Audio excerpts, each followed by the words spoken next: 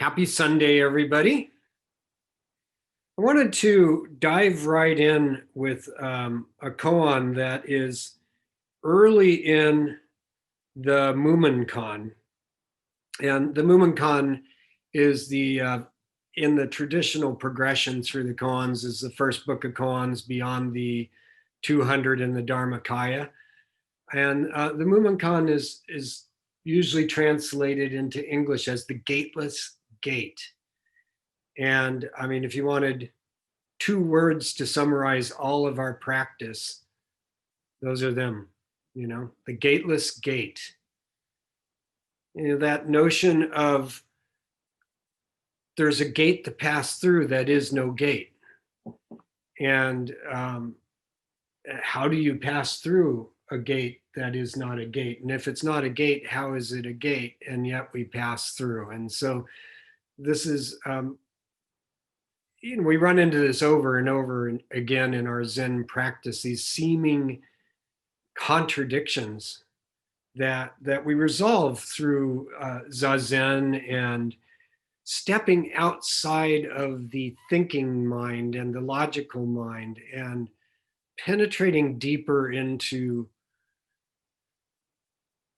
truth. Who is our true self, and how does that relate to everything around us? So this passing through the gateless gate, walking through the gateless gate. This is case 11. Joshu Examines the Hermits. Here's the case. Joshu went to a hermit's hut and asked, "Anybody in? Anybody in?" The hermit thrust up his fist. Joshu said, "The water is too shallow for a ship to anchor." Thereupon he left. Again, he went to a hermit's hut, another hermit's hut, and asked, "Anybody in? Anybody in?" The hermit, too, thrust up his fist. Joshu said, "Freely you give, freely you take away, freely you kill, freely you give life." He made a profound bow. So that's the case. Mumon's commentary: each hermit thrust up his fist the same way. Why is one accepted and the other rejected? Tell me, what is the cause of the confusion? If on this point you can say a turning word, then you can see that Joshu's tongue has no bone. Now he raises up, now he thrusts down in perfect freedom. But though this is so, it is also true that Joshu himself has been seen through by the two hermits. Furthermore, if you can say that there is a distinction of superiority and inferiority between the two hermits, you have not yet the eye of realization. Neither have you the eye of realization if you say there is no distinction of superiority and inferiority between them. So again, that contradiction, that conundrum. The verse on this one is, his eye is a shooting star, his activity like lightning, a sword that kills man, a sword that gives man life. So, Joshu's in the woods somewhere, and there are two hermits in two huts, and he goes to examine them. And they give what look like identical answers and get completely different responses. What is going on here? Well, the first thing that for me, as I looked at this koan again in preparation for this morning, is we are all tested, right? Aren't we always tested? And the question is, where and when and by whom are we tested? And what is the test itself? We're all tested all the time, every day. And then there's this I mean, they both thrust up their fist. And on the surface, in action, it's an identical response, yet one gets thrust down and the other lifted up, or one gets negated and the other affirmed by Joshu. So this really goes to a couple of things. So those of you who are students and working on koans, you've experienced this already. It's like, I mean, sometimes we go into our teacher and present our understanding of a koan, and it's like, nope, keep going, not quite there, more zazen, or just a smile and the ring of the bell, and the next person is called into the room. And then we're like thrust into this unknowing, and what didn't I get? And if we can get out of that thinking mind, we go back into zazen, and at some point later, hopefully not too many weeks later, we walk in and we do the same exact damn presentation. And it's like, yeah, got it. Teacher's like, good job. Now, how does that make any sense? How does that make any sense? Well, there's this question of, from the teaching side, but also from the student side, this question of how deep is the understanding? How real is the understanding? And Joshu's answer to the first hermit, the water is too shallow for a ship to anchor here. And he left. So he's actually saying, yeah, more zazen, more time in your hut, you hermit. And then in the second time we go in and present the same answer to the same koan, and get the yes and the affirmation and the bell ringing immediately in that positive way that the bell rings. Have you ever noticed that the bell rings either way, right? Sometimes it's a pass and sometimes it's a fail. But anyway, that goes to the quality of understanding and the depth of understanding. And you know that in our work together, sometimes then I will test further and say,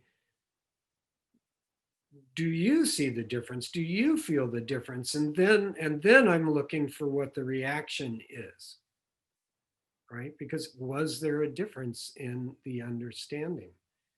Now, this applies for all of our work together and for everything that we do as Zen students and students of life and citizens of the world. It's like, what is the quality of our understanding? What is the quality of our expression? How true is it? Is it pasted on? Or is it coming from deep within? When I'm working with clients out in the secular world, sometimes they'll say, is it perfume sprayed on? Or have you eaten the garlic and is it oozing from every pore? Some of you, we've talked about moo and sitting with moo or just mooing. And the instruction there is to take moo on, take your life on, take this experience on with every fiber and molecule and atom of your being. If you're going to moo, moo with your toenail, moo with your toe, moo with the joint of that toe where it connects to your foot and to all of those bones, and then to the ankle, and bring moo through your breathing and every bit of your being. And when you have that understanding of who you are and your life, then the fist thrust up is a pure thrust of the fist. Because look, you can go online and find the answers to all of the koans. And Yeah, I mean, you can. Good luck with that, right? Because reading is not the same as experiencing. And I know in my own training, some of the koans repeat. Like you run into them in the Dharmakaya, then they're a little bit longer in the Mumonkon, and then they show up again in the Blue Cliff Record or the Book of Equanimity. And every time you hit it, it's like, wait a minute, and you have to dive back in. You know, I mean, I keep really good notes of all my interactions, you know, with my teachers over time. And and so sometimes I'll go back and I'll cheat with myself. It's like, how did I present this last time? And you know, that it's it only works if it really reconnects me to the essence of it. Because you know, if I go in with tension and present something that I presented to Yoshin or to Jikio, it may or may not work, but it all comes to this quality of how did I thrust up my fist? Now, outside of koan practice, how does this show up in our life? How does our practice show up in our life? Are we walking around being zen and, you know, you've heard me talk about bowing to everything? Or does this practice manifest itself naturally in line at the DMV with our friends on a camping trip? You know, on the freeway, in the grocery store, with our children, with our parents, with our partners, past, present, or future. How does the practice manifest?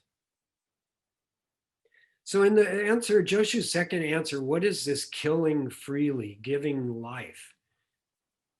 Now, this is, you'll, we run into this a lot, killing freely, dying the great death. This is about the cutting off of delusion. So this is saying that the second hermit has reached a level in his or her practice and realization that she now has the ability to help others cut off the delusion, to kill that delusion of a separate self, sometimes called the ego. And then simultaneously with a simple word or a simple action to unleash somebody, to give them that little nudge, that little smile or word or question that elicits that, like, oh, oh. And in our finest moments working together, we get that, whether it's at the end of a Dharma talk or an interview or with a koan or without a koan. It's like, oh, yeah, there it is. So that's this killing freely, giving life freely. Interesting, you know, that Joshu comes to the hut and says, is anybody in? Anybody in? You know, what is that question? I mean, obviously, I mean, has anybody ever seen a hermit's hut? We ran into one in the Adirondacks, right? Yeah, in upstate New York in the Adirondacks. And man, I would not like to spend a lot of time in that particular hermit's hut. It was basically just a hole in the ground with some rocks around it. In the newsletter this week, I shared a photo I found from a hermit's hut in Japan. I think it was a ryokon's hut, and that one looks okay. But I mean, a hermit's hut is, you know, it's small, it's one room. So, you know, Joshu throws open the door and says, is anybody in? Anybody in? Well, obviously the person is sitting there. So what is he asking?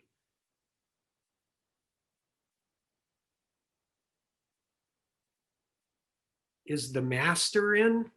Is one way to look at it. What is your state? Are you there or are you not there? And then if we go even a little deeper than that, is there anything there? Is there anything there? And so you're the hermit sitting there, Melissa, right? And on one level, it's like, yeah, I'm here, right? And on another level, it's like, this is it. It's all right here. And Joshu's testing for that. But is there any right or wrong, any passing or failing in this?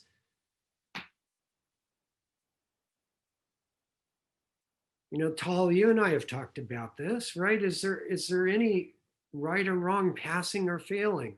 This is why the bell rings and the bell rings. This is a practice. So with the first hermit and with ourselves, there's always a deeper level to explore. There's always somewhere else to go. There's always that deeper dive, the observing the observer and observing the observer of the observer and observing the observer of the observer of the observer. There's always an opportunity to take it further, to go further. So when he says this water is too shallow for a boat to anchor or for a ship to anchor here, I mean, on one level, it's like, oh my God, the teacher just failed me. And it sounds like pretty harsh words, too shallow, too shallow. You know, maybe I'll try that next interview. Too shallow. And just kick you back into the waiting room. No, but too shallow. Now, in that relationship, what do you think Joshu might be looking for there too? Yamada Roshi, in his commentary on this koan and his teisho on the koan, says, you can bet that Joshu looked back over his shoulder to see the reaction of the student, of the monk. Was he really there? What is his state of realization? Did he get hooked, as we know the language, on the no? Or is he actually confident? Is she actually confident in her understanding that even though she got it too shallow, she knows that she is the water? And similarly, for the second monk who gets this seeming nod of approval, like, yeah, you got it. You got the sword. Go kill freely and give life freely. Yamada Roshi says, and you know he looked over his shoulder too, to see whether that monk was now attached to I've got it. So the process is always going on. There actually is no right or wrong. And if we embrace our practice fully that way, and I'll admit to, like, it takes a long time. I mean, I feel like not that long ago, just recently, I really got it. It's like, oh, this is it. It's all beautiful. If it takes me 3 months on this koan, that's probably exactly where I need to be, and it takes 3 months. And if it takes me a half an hour, so be it. And if it took me half an hour, maybe I missed something. Sometimes you'll get a pass and you'll go, boy, that I don't think so. And those become our life koans where we go, well, I passed it and I get to move on to the next one. And it's a step closer to the next color Raksu, but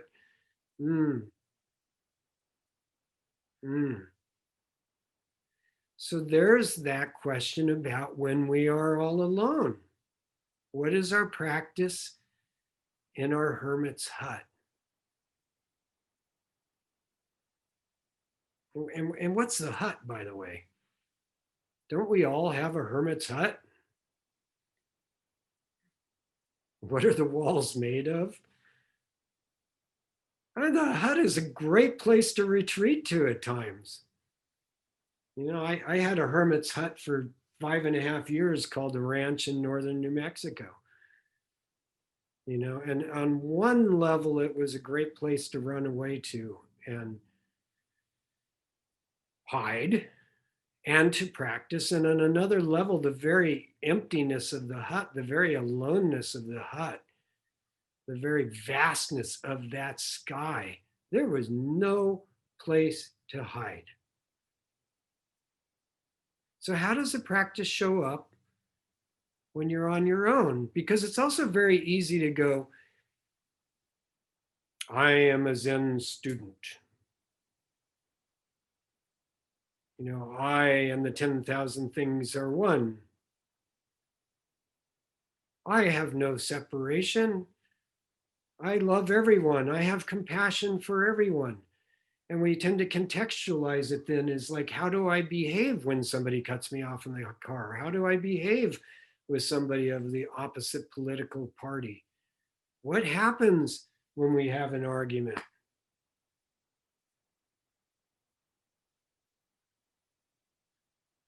And that's good, exactly as it should be. What about when you're alone in that hut? Look at the precepts. I vow not to be stingy, especially with the Dharma. How do you understand that with respect to yourself? I vow to tell the truth and not to lie. When no one's there, when no one's looking, and get a pass on a koan, and we know it isn't. What do? I vow not to elevate myself, not to speak ill of others. Do you need your mouth to do that? Do you need somebody else's ear to do that? No. So this hut is really powerful. This hut is really powerful. And what does it mean to be alone? Now, loneliness is real, and feeling the depth and despair of loneliness is real. I'm not taking that away. But if we look at this from a practice point of view, if you are interconnected with everything and all things in all the directions, then what is alone?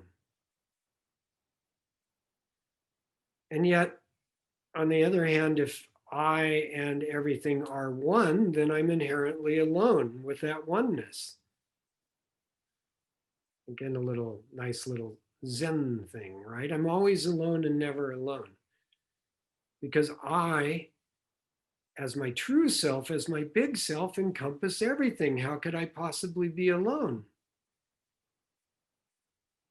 And yet, if I am one with everything, how can we be together? So it comes down to just raising the fist, opening the door, getting up off the cushion, putting the tea kettle on, walking the dog, pruning the roses. That oneness and completeness is in everything. And what is the quality of that everything?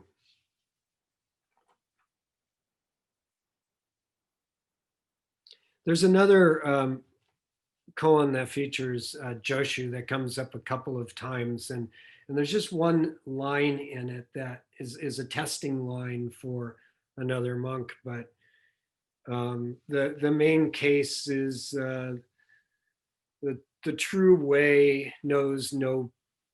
The true way is not difficult. It just despises picking and choosing, or despises discrimination. I think I mentioned that last week as well. And there's a series of presentations of this koan, but in one of the explorations of the koan, a monk challenges Joshu on that and says, "What is non-choosing?" I think I'm getting this right. Pretty sure. What is non-choosing? And Joshu says, "I am alone under heaven and earth. I am alone and the honored one." And the monk says, well, isn't that choosing? And that's because the monk is seeing this I and alone as a distinction of I as opposed to all of you. But what Joshu is really getting at is this alone together, we are all one. It's like, this is it. This is it. As Tension says, the one who sees through these eyes, hears through these ears, smells through this nose. This is it. So when he's saying, I am alone and the honored one, that's saying that this is it. Whether I'm in my hut or in the marketplace, this is it. And it's beautiful.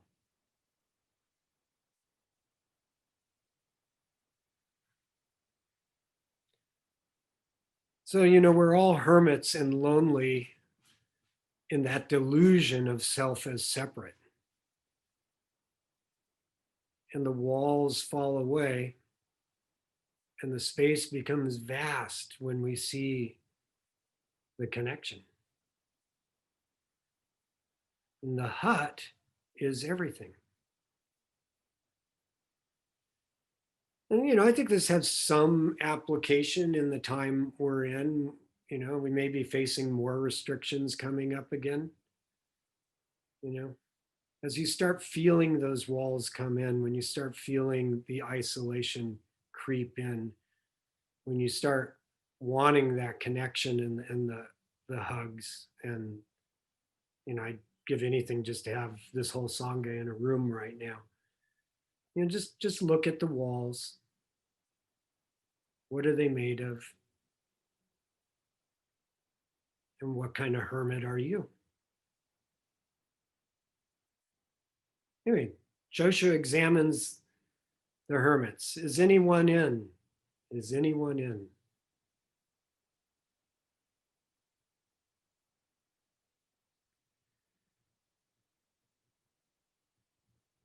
I'll stop there and open this up to any questions or commentary, anything that comes up for you that you'd like to share that could be helpful to others, or just take this conversation further along. Over to you guys. I'll jump in. So I love that there is so much good stuff in that case and in the talk. I love just like the richness of all the different distinctions. But the two that really stood out for me are, the two hermits both raising their fist, right? And how in koan study you can get past with the same presentation, but one that's actually coming from the heart that you understand. um, Yoshin used to say that the most powerful thing is the context, not the content. So not like the words that are actually coming out of the mouth, but the context, like the heart that's behind it. And that always really stuck with me. And I feel like that is the essence of koan study. It's like you can read the answer online, but it's about, does your soul understand it? And that's what the teacher is deciding. Do they really get it? And I think that's such a beautiful part of koan study. It's like training us in context. Well, it's Right? a beautiful part of life too, right, Melissa? Like this, now take that out into your life. How does that look? Yeah, I mean, it looks like, this is another thing I was thinking, that it's not only what you're saying, it's also what other people are saying to you.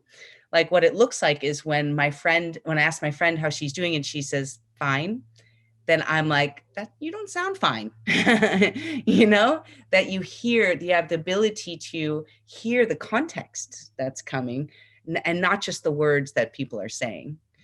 So like in both, and I shouldn't say I'm fine if I'm not, or should or shouldn't or whatever. But if they're really coming from a place of what's true to you is kind of the dharma. Like there's a beauty in it. And so one other thing that resonated with me is this concept of loneliness, because loneliness comes up for me a lot, like as, yeah, where's my significant other? And it's just me and my dog. And I don't know, especially during COVID, it's come up a bunch. And so I remember something Yoshin said, that he said, loneliness is an illusion. He said, just go to the grocery store. He's like, half the people want to talk to you. He's like, you can find someone who'll talk to you for 30 minutes in the produce section. You're never alone. There's people everywhere, you know? So I love the Zen perspective, of we are all one, and yet we are both, like do have the experience of just being in our individual bodies, you know, but we do get to choose, do we want to experience connectedness or not? There's a level of choice, I think, that exists around it. Nice. Yeah. So anyway, those two things really resonate. Thank you so much. I loved all the topics that were brought up in your talk.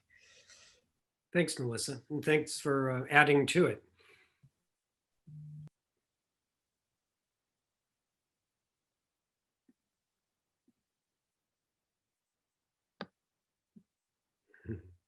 I can see thoughts percolating in Andrea's head. And you knew I was going to talk to you even before I said your name.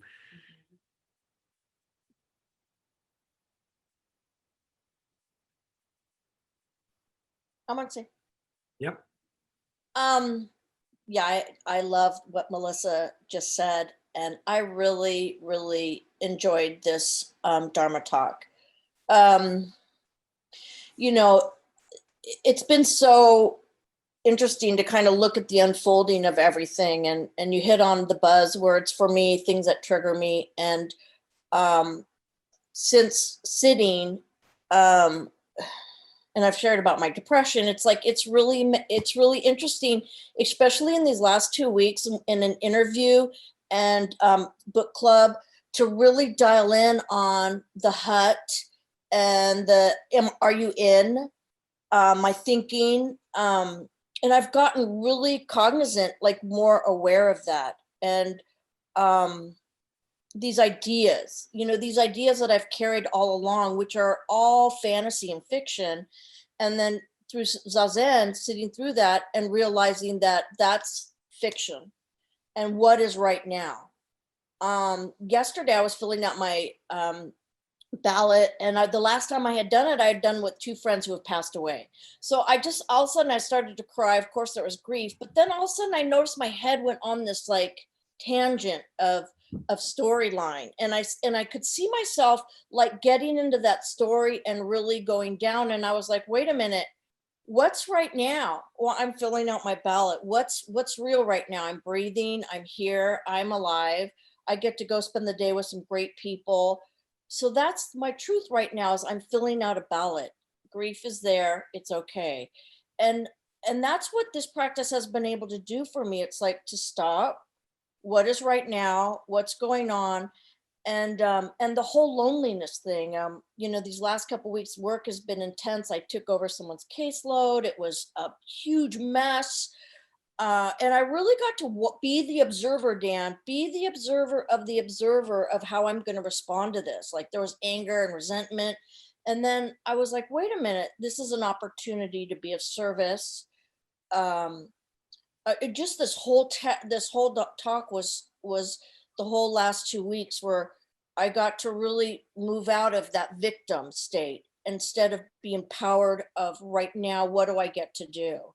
And the other day I was at this woman's house who has cancer, and I'm doing some procedures with her, and I could find myself like, I got to get out of here, I got to go see la la la, and this lady's talking, and then it was, wait a minute, where are you? You're right here, right now.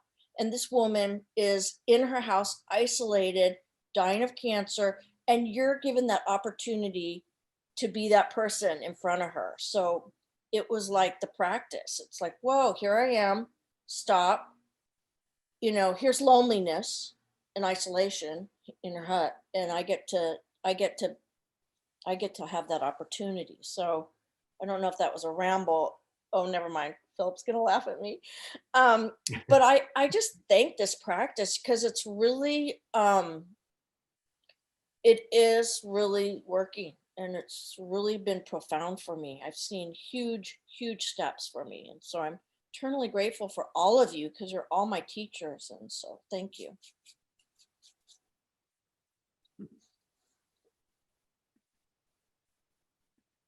Thank you, Andrea. Really beautiful.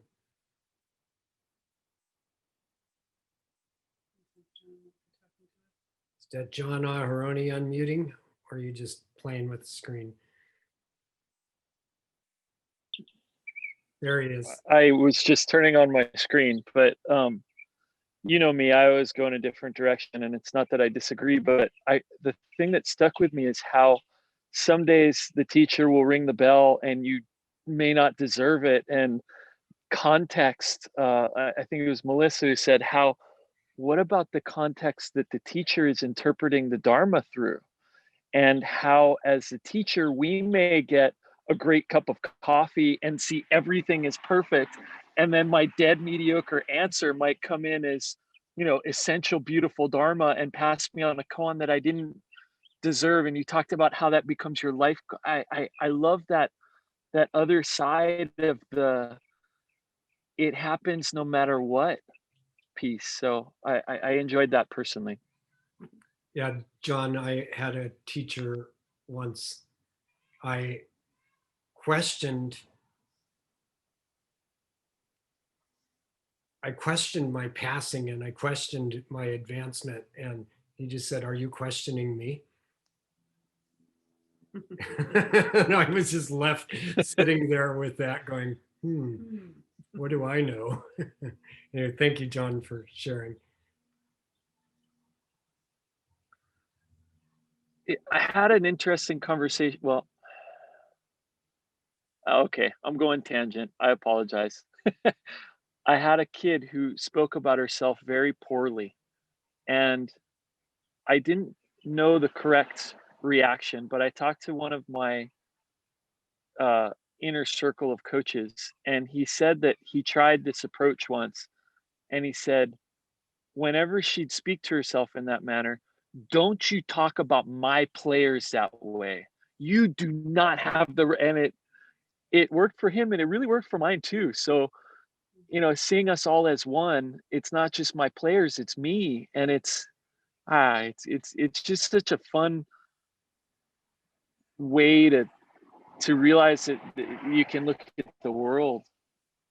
Yeah, and John, that goes to the point too of what do you do when you're on your own? How do you hold the precepts for yourself? Where's the self-compassion? Where's the self-correction? Where's the where is the Dharma when it's just you? Because it's actually easier in some ways to go, oh, I'm going to be kind to that person. I'm not going to talk ill of that person. I'm going to share with that person. I'm not going to steal from that person. And, stop and look at how we steal from ourselves. Steal from ourselves all of the time. So real power in the hut sometimes. Good place to go.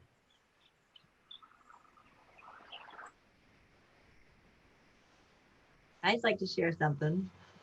I'm in the hut alone and been since COVID, and been pretty much since moving up in the Bay Area. And how I engage personally is just being out involved in life. So with COVID, there hasn't been a lot of that. But just the other day, I decided to go visit a friend in Carmel, which was a risk, to go stay in a little room with her. And she's engaging with the public all the time. She runs a gallery. And so she was working, and I decided to get on my bike and just ride all over Carmel. And the old story is that I'm alone, and I'm watching all these families enjoy each other, and I'm watching these lovers be in love with each other. And here I am alone, here I am alone, here I am alone. And I'm on my bike, which is like my best friend, my bike. I love my bike. And I drive into Pebble Beach and I asked the guard, is it okay if I ride my bike? And he's like, yeah, if you have a bike, you have all access. So I had this like experience of being in movement, and I'm like riding through the golf course on my bike. Like people are playing golf, but I have all access. So I'm just like engaging with all of life happening all around me. And I had all access as a single hermit in life, you know, and it was so healing just to realize the rest of the day, no matter who I'm engaging with, it's all access. And that was fun. I love that concept of all access, because isn't that what the practice is? All access to all the time. And if I, you know, just drop the story that I'm alone, I can't share this with someone or like whatever. It's like I was getting to share in everybody's experience. And that was really sweet. Lovely. Amazing. Anything from you? Hey, Ken, my buddy, you kind of have yourself set up in a small room a lot of the time. Good morning, all. I am always set up in a small room all the time.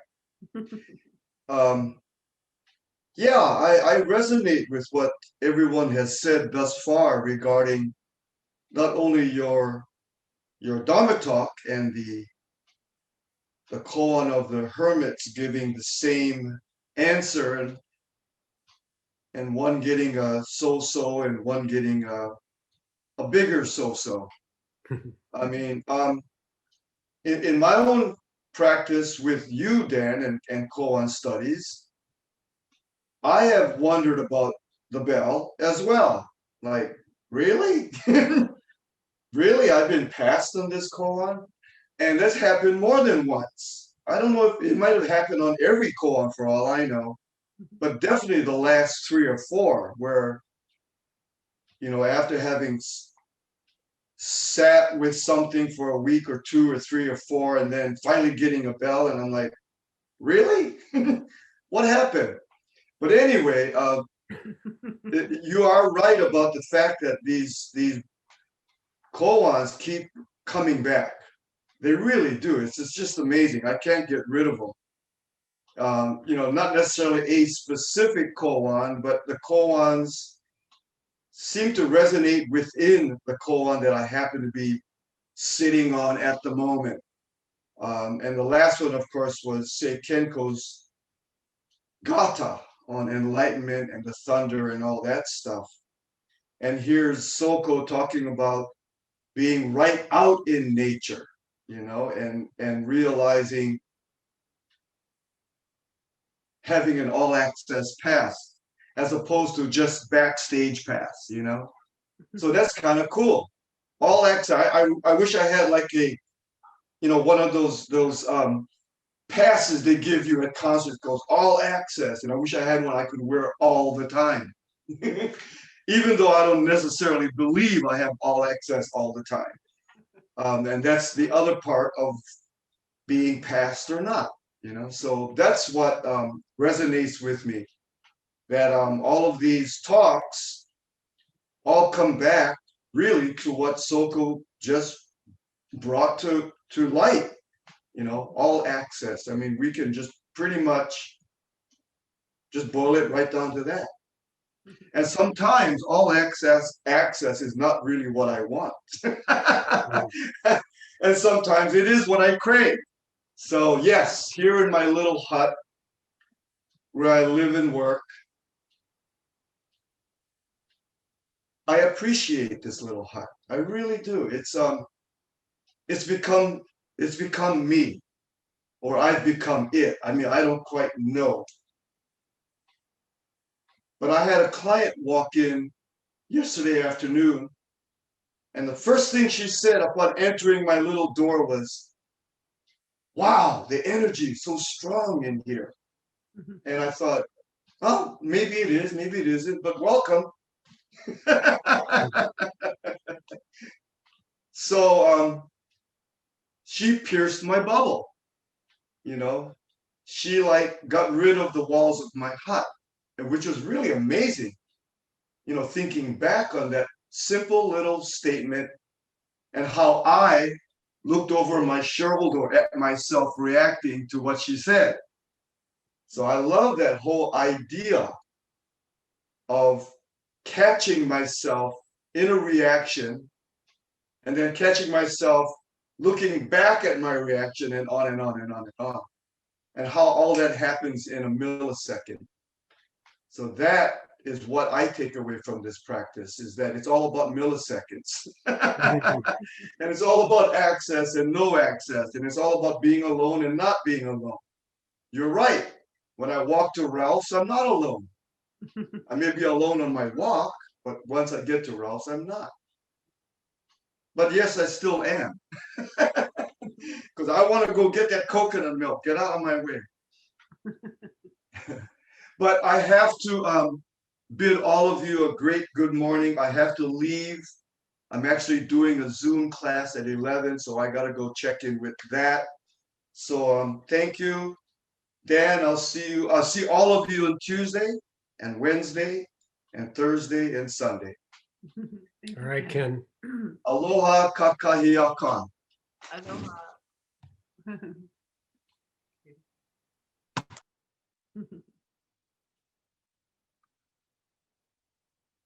Art. I know. Hey, Art, we haven't heard from you in ages. What do you got? We have to unmute you.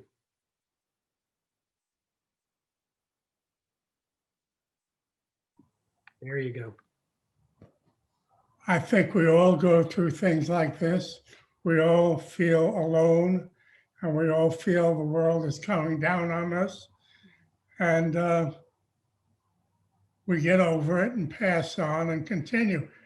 I think it's very interesting to me right now to watch John's family sitting there with him, because you and I know John from Jukai, and that's a long time before he had a family. Yeah. It's nice to see how much he's grown. It is. I agree. I agree. Thank you, Art. Marsh, while you're unmuted, anything from you? The thing of raising the fist and having different interpretations just resonated with something that's been going through my experience, which is around COVID, in that I've been listening to this Dr. John Campbell almost daily talk about COVID worldwide, you know, from an epidemiological point of view. And I've been a little bit judgmental about the people who are spreading it. Maybe a lot judgmental, but I think, I don't know, that my grandson has it. And I say that because he had a negative test, but he had the antigen test, which is like 50% false results. But I've seen how that kind of plays out in a person's mind. So he obviously doesn't feel restricted in his behavior as a result of that. Is a teenage boy, and I see that from a different perspective than I saw it from strictly the you know, the science of it is you wear a mask and you take care, you stay away from people, you isolate if you think you're sick and all of that kind of stuff. So it's just been an interesting journey for me. I read this morning about the Sturgis, some of you may have also read that, about the Sturgis spread of COVID. And the line that stuck with me was that these people who get on the motorcycle, they're risking their lives getting on the motorcycle. And so COVID is not, it's not the same kind of a threat as it is for the rest of us who don't get on motorcycles for a reason. Anyway, that was just my take on that particular raising your fist. Yeah. Thanks, Marsh. And, I think November 3rd is 17 days away. So, everybody get out there and make your voice heard, vote, however you're going to vote, just do it. 17 days. Yeah, it's like 17 days, I think. Oh. Thanks, Marsh. Sure. Art, thank you. Yep. I don't think I got it. Galen, Philip, anything from you guys? Good. I'll just say I really enjoyed the talk too. It was a reminder of how wonderfully and consistently Master Joshu is just a righteous pain in the ass.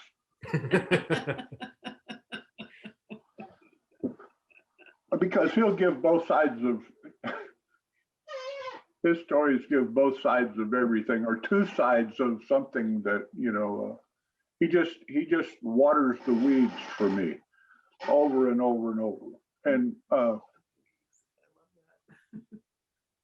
I think that one of the things that came up and I was reminded of when you were talking about getting past when you don't know if you really did. I really had some clarity about koans. I think when Roshi told me, ultimately you have to pass these yourself, for yourself, and that's the thing that's most key, and so it took all the pressure of the bell off for me and allowed me to go back and look again and again and again until, and I find that I'm not so easily satisfied, Yeah. on a lot of these things. So I don't know, it's an ocean with no bottom. Yeah. It's interesting, Galen, because I share that experience and know exactly what you're talking about and alluded to it. And there's also the side of it when Roshi rings the bell, you got to trust him. That maybe he's seen beyond our own doubt at times, Well, I'm sure that's true, but I remember one time he was asking me about where thoughts come from. I said, well, I don't know. Sometimes they come from you and sometimes they come from me. Sometimes they just show up, get picked out of the air. And he goes, no. Well, okay. And I thought about it, and I'll be damned if the next day in his Dharma talk, he goes, you don't know where thoughts come from. Sometimes they come from me. Sometimes they come from, sometimes I just pick them out of the air. I went, oh man. He goes, I said that to you yesterday. He said, well, it wasn't true yesterday. It is today. Yeah. Like you said, a pain in the ass. Tension Joshu. I was also going to ask you, it sounded like you met Joshu personally, but I didn't really think you were quite that old. Anyway. Can't remember when I wasn't here. Yeah. Well said. Thanks, Galen.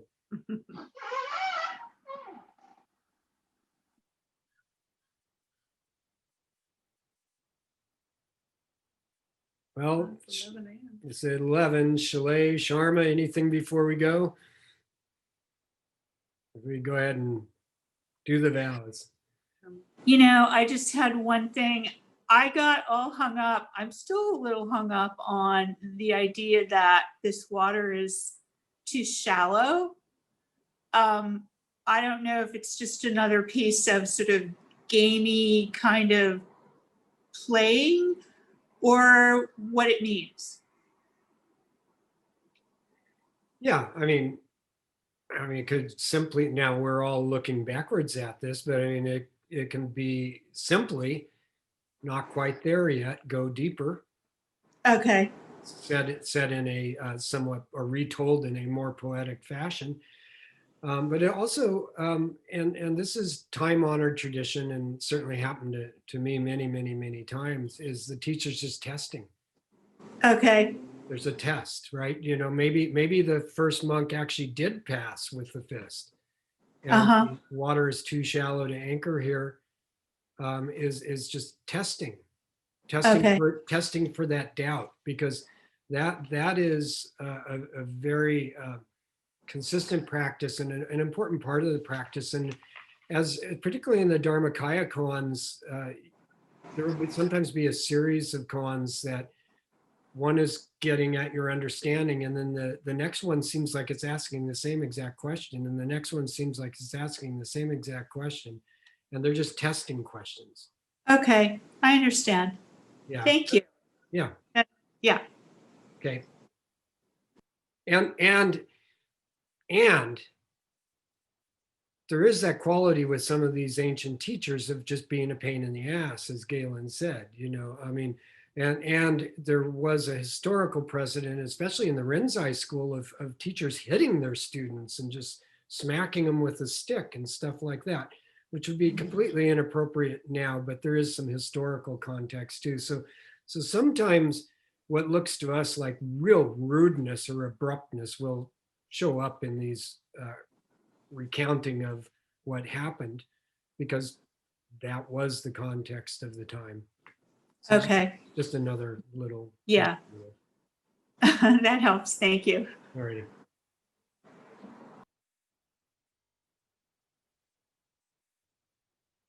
Okay.